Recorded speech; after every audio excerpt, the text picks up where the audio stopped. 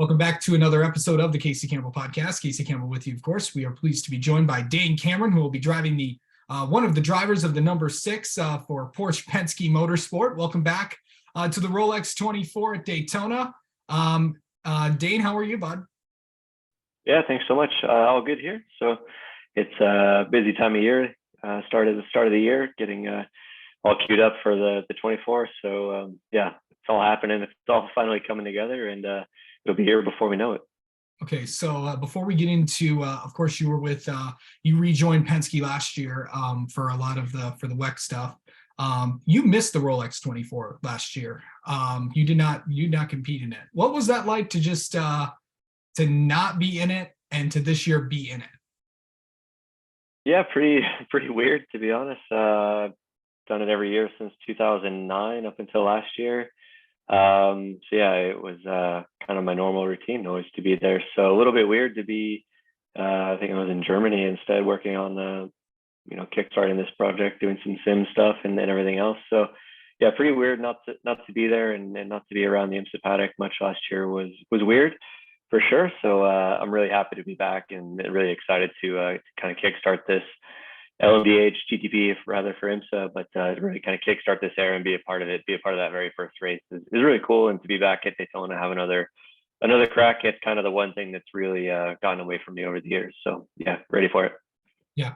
So going into this weekend, of course, you're back with Penske. You've had a lot of course, you've had a lot of memories there when you were driving what was then known as Acura Team Penske with when you and Juan Pablo Montoya were teammates. What's it kind of going to be like representing, the Penske name once again, because you've obviously been in it for so many years?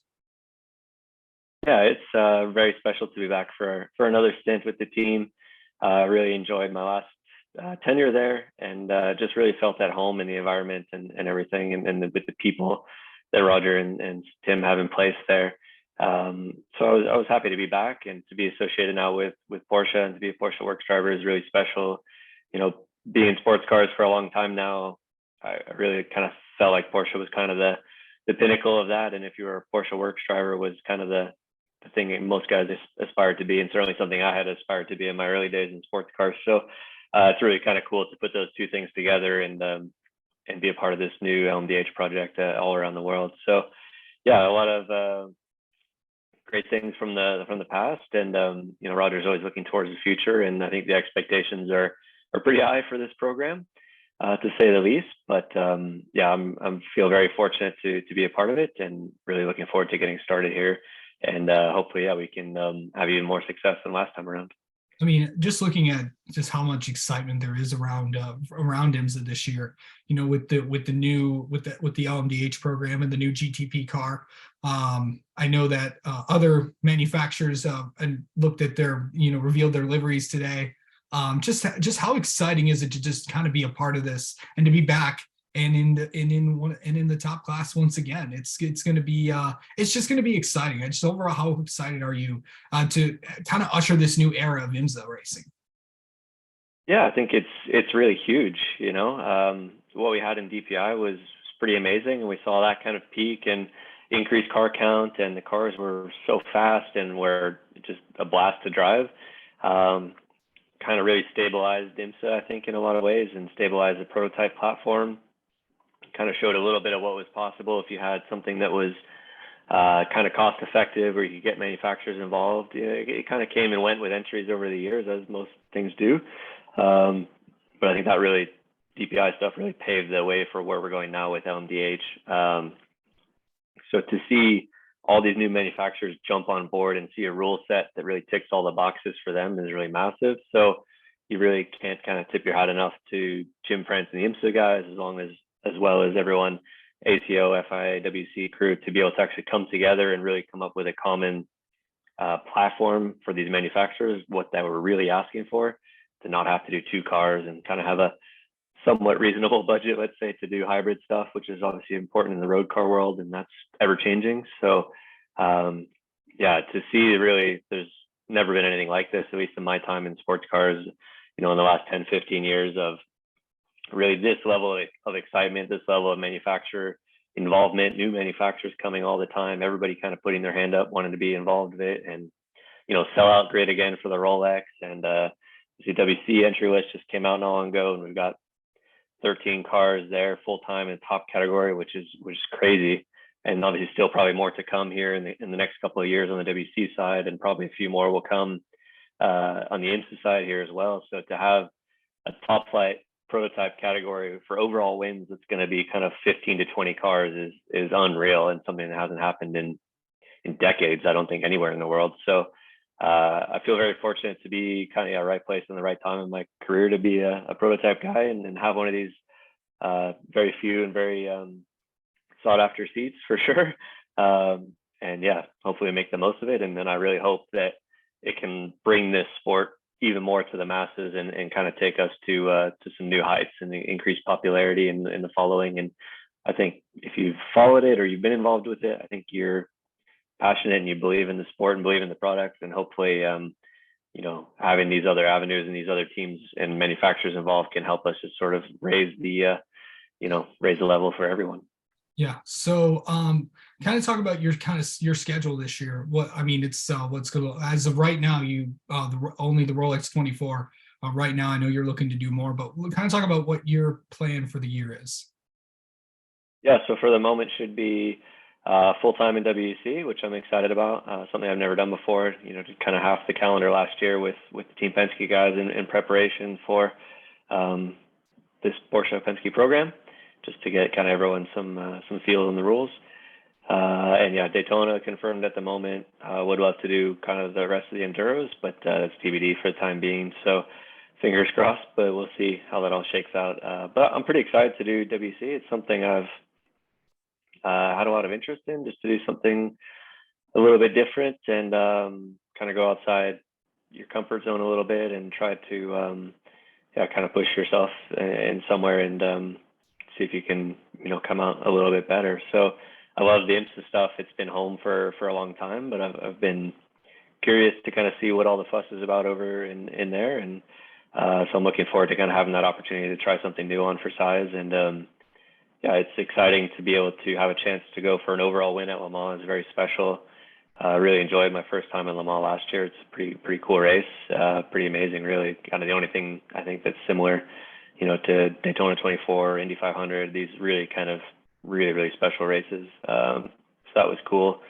And yeah, just to have a chance to be kind of potentially a world champion and an overall winner at Le Mans is a really special opportunity. So looking forward to that. And yeah, if I can supplement that with the Enduros and IMSA, then that's about as good as it can get.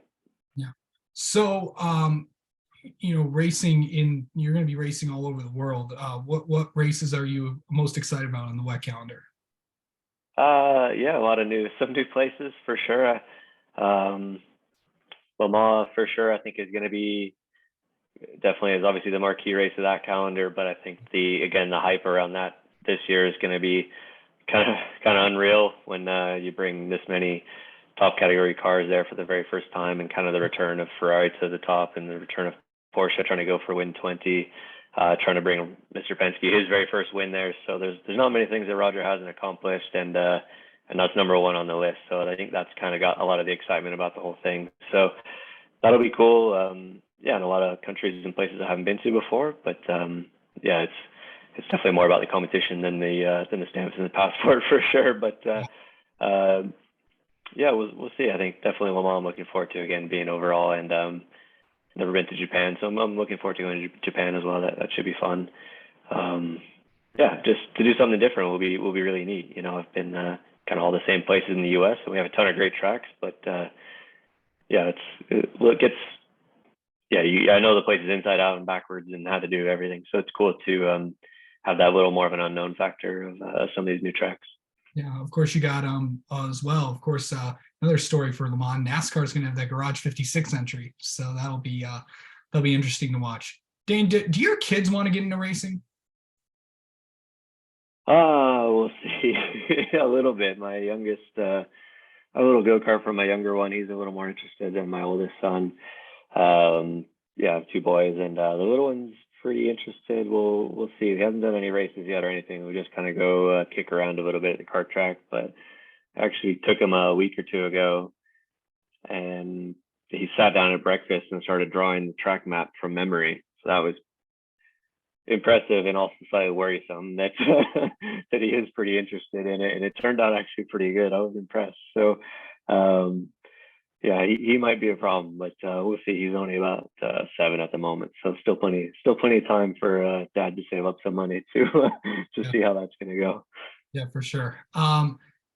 Talking about the Rolex 24, you've competed in this race for a lot of years. What do you think the toughest part is about this race?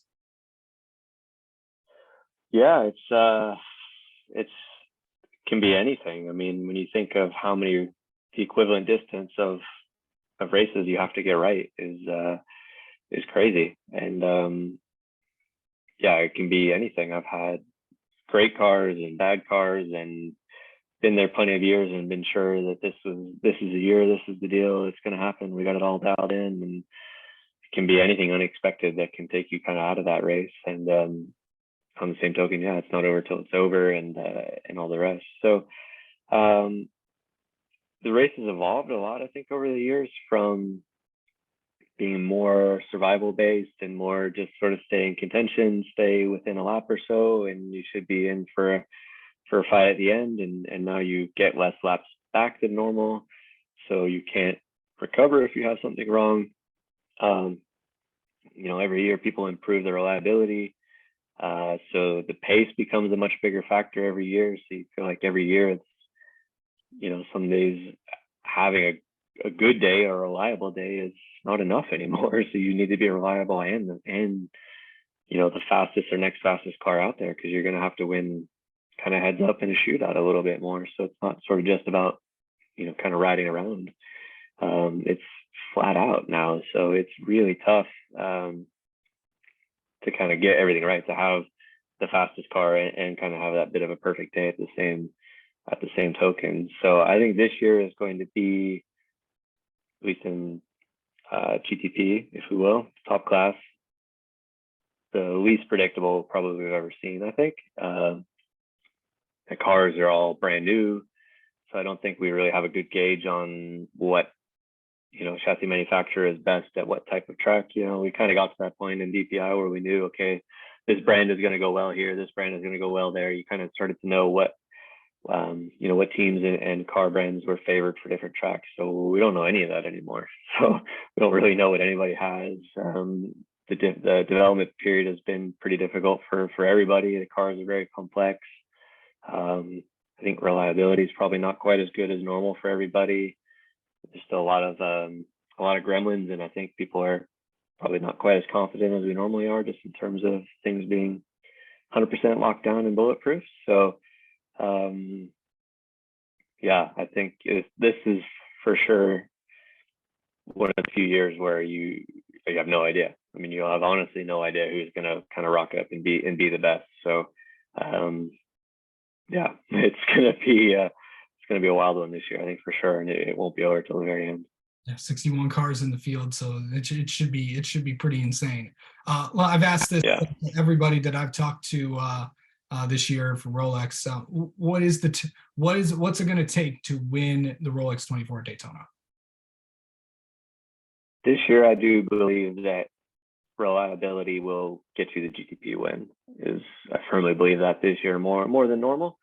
I really think just with the complexity of these cars, just from an electronic standpoint with the high voltage, parts are fairly well proven, but not 100% proven. And then the software that's on top of that, there can be a lot of hidden little bugs and a lot of hidden scenarios, and just kind of those real race scenarios that kind of only happen in the moment. Whether it's it could be anything that just might trip up a bit of software somewhere buried in there for somebody you don't really know, or a certain condition or threshold that some of us haven't seen in testing that just might upset something. We just don't really know. At Porsche we had a pretty good endurance test, and not everybody else I think could say the same, so that gives us a little bit of confidence. But yeah, we're certainly not overly confident by any stretch of the imagination. And